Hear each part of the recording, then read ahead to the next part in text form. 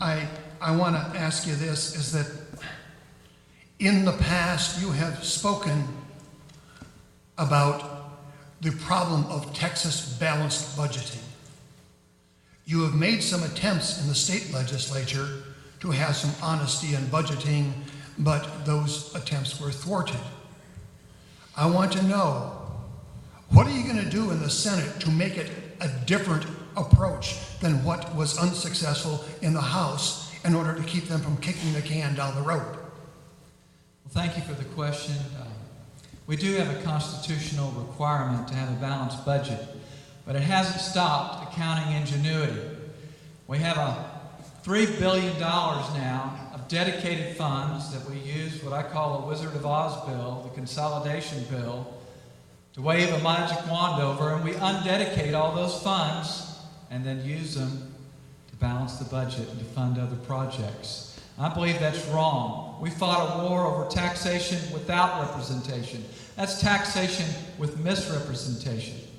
But I did stand up again and again, every opportunity to shine a light on that problem. And I used the Volunteer Fire Department Assistance Fund to do that.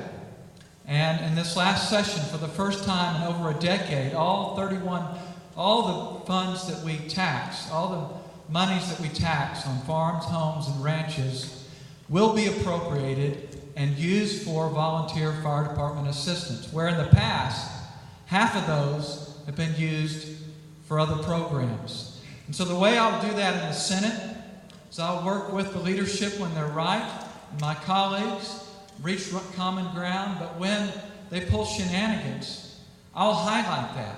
And that's one of the reasons why I didn't vote for the budget. We also spent $1 billion of corporate welfare funds when we didn't do our constitutional requirements with respect to our schools and other things. And that was one of the misplaced priorities in all 3 sessions that I've been a part of. What about kicking the can down the road, as I mentioned? Well, the only way we can do that is have more and more people stand up and shine light when people vote for a budget that uses accounting ingenuity and taxation with misrepresentation. I am just one vote, but in the Senate, you only have to have 15 people vote with you, not 75. And I've stood up many, many times, and I intend to do it in the Senate to shine a light on the process. Thank you, sir.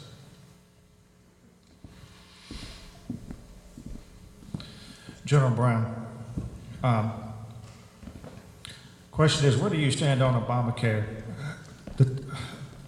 17% of this region does not have health insurance coverage and does not qualify for Medicaid coverage. This is a lot of East Texans without health coverage that earn